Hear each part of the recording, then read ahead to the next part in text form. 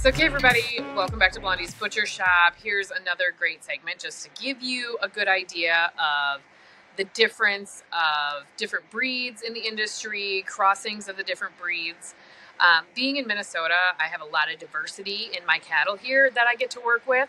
And what I want to show you right now is the dairy influence crossed with a Wagyu, and that's going to be your center one right here.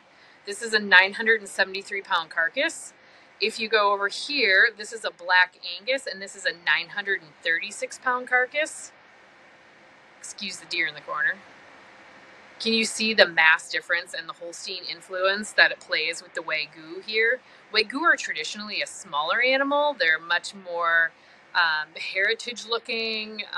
They're just kind of a different physicality of beef than a traditional Angus or Shorthorn or Hereford. But you can see the black Angus right here.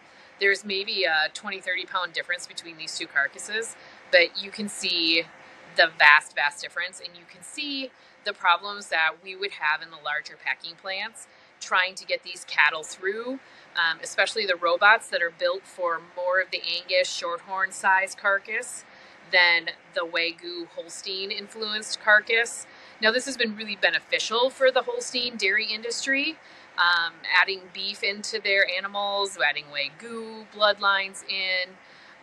But as you can see, the dairy influence is still really strong, more pronounced hindquarter right here, deeper chested, longer spine, a lot more animal to handle for people processing, and especially somebody like me who's 5'3". So they're not always my favorite to cut, but they are my favorite to eat, I will tell you that.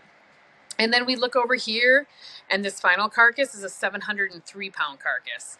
So it's kind of interesting to look at the Angus blood that we have over here, the Holstein Wagyu, and the Angus blood here that weighs a couple hundred pounds less than our first Angus here. So pretty dramatic difference for those of you who don't get to see these crosses in your area or kind of wonder what these crosses look like with the hide off.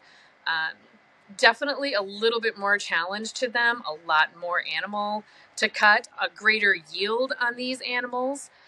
Also know that when we're adding Wagyu into some of these crossbreeds, they're going to be a little older of an animal before we harvest them. They're not going to be your traditional 16 to 18 months. So just know that. Kind of a crazy difference thinking they're that close in weight, but there's a great visual for y'all.